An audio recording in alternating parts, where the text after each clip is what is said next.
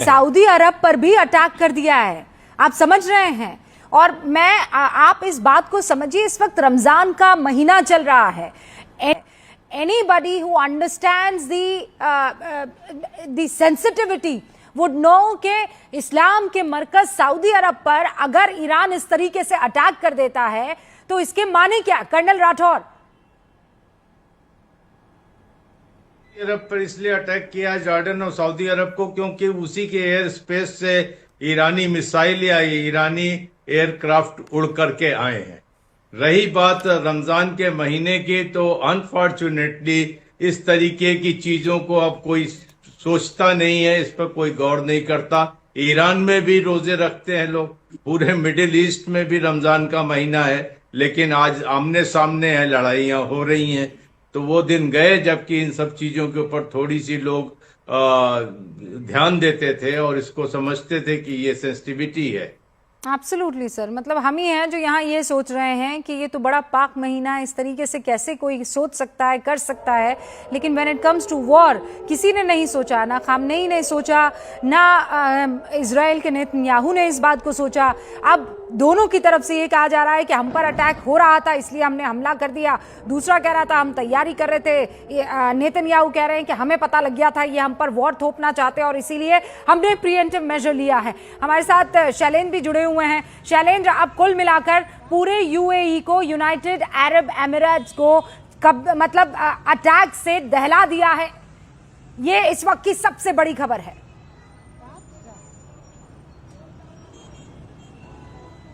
बिल्कुल बिल्कुल रूपिका, देखिए ये जो अभी फिलहाल रिटेलिएशन हो रहा है, ये सिर्फ इजराइल पर नहीं बल्कि इजराइल के आसपास जो अमेरिकन सहयोगी हैं उन पर फिलहाल ईरान जो है इस तरह के अटैक्स कर रहा है। लेकिन जैसे मैं आपको बता रहा था कि ईरान के पास इतना बड़ा स्टॉक पाइल नहीं है कि वो यूएस और इजराइल का मुकाबला कर सके इस वॉर को बहुत देर तक लंबा खींच पाने में। और जिस तरह से सेंटिमेंट्स पिछले दिनों में ईरान में हमने देखे हैं सड़कों पर, जिस तरह से लोग लगातार प्रदर्शन कर रहे थे। शुरुआत हुई थी महंगाई के मुद्दे को लेकर, लेकिन बाद में वो खामनेई की मौत तक के नारे वहां पर लगाए गए। तो ऐसे में इसी का हवाला देते हुए अमेरिकी राष्ट्रपति डोनाल्ड ट्रंप ने भी साफ कर दिया है कि अब ये सही मौका है ईरान के लोगों के पास कि वो वहां पर तख्ता पलट कर दे। लेकिन क्या वो जो लोग, अवाम जो ईरान की है, क्या वो आज के वक्त में वो खामनेई के साथ खड़ी है या किसी दूसरे कंट्री के साथ खड़ी है? ये देखने वाली बात होगी कि आखिर इसका नतीजा क्या निकलता है। लेकिन फिलहाल ये साफ है कि अमेरिका ने साफ कर दिया है, उन्होंने ये भी कहा है कि there will be bombs everywhere, इस तरह का स्टेटमेंट डोनाल्ड ट्रंप की तरफ से आया है। तो जाहिर तौर पर जो फिलहाल जो इनिशियल स्ट्राइक्स हैं ये इनिशियल ही रहेंगी, ऐसा नहीं है, बल्कि ये एक फुल फ्लेज वॉर की तरफ जा रहा है। और ऐसे में जब दूसरी कंट्रीज भी इन्वॉल्व हो रही हैं तो माना जा रहा है कि उनकी तरफ से भी मिलकर अब ईरान पर एक बड़ा दबाव बनाने की कोशिश की जाएगी। हालांकि कोई भी कंट्री इस वॉर में खुद को शामिल नहीं करना चाहेगी, लेकिन जहां तक डिफेंस की बात आती है, जब उन पर सीधे तौर पर हमला होता है, चाहे वो अमेरिकी बेस पर ही क्यों ना हो, तो जब आप ये बात बता रहे हैं, देखिए एक के बाद एक ये जो अटैक के विजुअल से, बहरीन में जो अटैक हुआ था और जो धुएं का गुबार हमें एक एंगल से दिखाई दे रहा था, अब एक गाड़ी में जाते हुए किसी शख्स ने अपने मोबाइल में ये रिकॉर्ड किया है। वो तस्वीरें न्यूज 18 इंडिया के हाथ लगी हैं। ये तस्वीर आप देखिए, जो गाड़ी चला रहा शख्स है वो इसे देखकर चौंक रहा है, घबरा रहा है। और जब ये रिकॉर्ड किया गया, यानी ये मिसाइल से अटैक जब किया गया था, ईरान ने उन तमाम जगहों पर अटैक किया है जहां पर यूएस, मतलब यूएई में अटैक किया है, जहां पर यूएस मिलिट्री बेस किसी न किसी तरीके से वहां पर मौजूद है। ईरान ने न सिर्फ इजराइल पर अटैक किया है, बल्कि ईरान ने अगल बगल के मुस्लिम मुल्कों पर भी अटैक कर दिया है, क्योंकि वहां पर यूएस एयर बेस या यूएस मिलिट्री बेस है। वो इलाके उसने अपने उन इलाकों पर ईरान ने अटैक किया है जहां पर अमेरिका ने अपने मिलिट्री बेस बनाए हुए थे। लेकिन यहां पर हमारे साथ एम्बेसडर गौरी शंकर बैठे हुए हैं जो ये कह रहे हैं कि इतना प्रिसाइज अटैक नहीं हो सकता है कि जहां पर मिलिट्री बेस बने हुए अमेरिका के, वहीं पर मिसाइल दागी गई है। कुल मिलाकर ईरान ने अपने ही पैरों पर कुल्हाड़ी मार दी है। कर्नल राठौर, ये कहना सही होगा कि नहीं? आसपास के मुल्कों पर अटैक करके एक तो आप सिंपैथी ले सकते थे कि देखिए इस ऐसे टाइम पर हम पर अटैक किया था, उल्टा आपने चारों तरफ अटैक करना शुरू कर दिया, सिर्फ इजराइल पर ही नहीं। ये अब एक वॉर है, इसमें अब ये कहना कि गलत किया, वो अमेरिकन बेसिस के ऊपर अटैक कर रहे हैं। अगर अमेरिकन बेसिस को कतर में या बहरीन में होने से कोई इम्यूनिटी नहीं मिलती है अगर आप वॉर में हैं। तो ये चीज उन्हें भी समझनी चाहिए। ईरान ने जो किया है ठीक किया है। ईरान की जगह और कोई होता तो वो भी करता।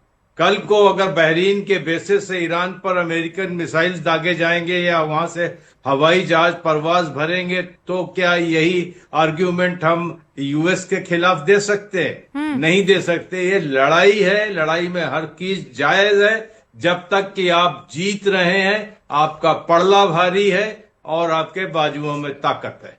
और इसीलिए वो अपने आप को बचाने के लिए हर एक रास्ता अपनाने की कोशिश करेगा। गौरी शंकर जी, लेकिन आप ये कह रहे हैं कि वो जितने भी रास्ते अख्तियार कर ले, बहुत ज्यादा देर तक मैदान में टिक नहीं पाएगा ईरान। ये फैक्ट है। ये बिल्कुल सच्चाई है रूबिका जी। 1-2 दिन के बाद ईरान को पीछे हटना ही पड़ेगा। और एक चर्चा चल रही थी कि वो चाइना और रशिया कितनी मदद कर पाएंगे। मेरे को नहीं लगता कि चाइना तो किसी भी रूप में आगे आके मदद करेगा। रशिया ने अपना एक स्टेटमेंट जारी कर दिया है, लेकिन वो फिजिकली असिस्ट नहीं कर पाएंगे क्योंकि वो ऑलरेडी एक बहुत बड़े वार में 4 साल से उलझे हुए हैं। तो उनसे भी कोई एक्सपेक्टेशन नहीं होनी चाहिए। ईरान को अपने आप ही इसको निपटाना पड़ेगा। और मेरे को लगता है कि अभी ईरान इस वार में तबाह हो जाएगा। ये बहुत दुख की बात है, लेकिन सच्चाई यही नजर आ रही है मेरे को। और ये इजराइल से भी तस्वीरें गौरी शंकर जी हमारे पास आने लगी है। मतलब वो केवल वो 7 मुल्क नहीं है जो मैं आपको बता रही थी, बहरीन, कतर, सऊदी अरब और जॉर्डन, कुवैत, इजराइल के भी ये देखिए इलाके जहां पर मिसाइल अटैक के बाद जो तबाही का निशान है और तबाही का जो मंजर है वो दिखाई दे रहा है। ये होलोन, इजराइल का होलोन इलाका है जहां पर अब से कुछ देर पहले मिसाइल आकर धमाका करती है। इजराइल ने पहले ईरान पर हमला किया और उसके बाद ईरान ने ताबड़तोड़ अपनी बैलिस्टिक मिसाइल्स को दागना शुरू किया। 8 देशों पर ईरान ने पलटवार कर दिया है। इजराइल पर, बहरीन पर, इराक पर, सऊदी अरब पर, जॉर्डन पर, कुवैत पर, कतर पर। और दूसरी तरफ इजराइल भी पूरी तरह से तैयार है। और गौरी शंकर जी हमें यहाँ पर बता रहे हैं कि ये बहुत देर तक चलने वाली लड़ाई इस वक्त मुझे नजर नहीं आ रही है, क्योंकि ईरान के सपोर्ट में कौन आता है ये देखना होगा।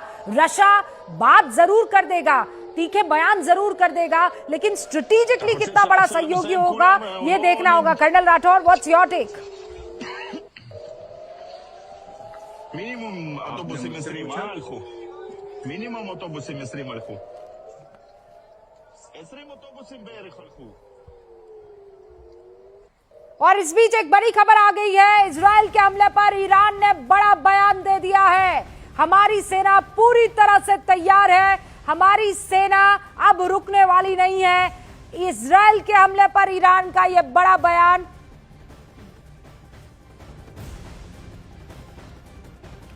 कर्नल राठौर, अब ईरान के समर्थन में आते कौन कौन से मुल्क आपको दिखाई दे रहे हैं? ईरान के समर्थन में अभी तक मैं जो अगर देखा जाएगा तो आपको उनको समर्थन की उम्मीद कर सकते हैं रूस से, चीन से, और उधर से अभी कोई खास समर्थन की उम्मीद नजर नहीं आ रही। सब लोग वेट एंड वॉच पे हैं।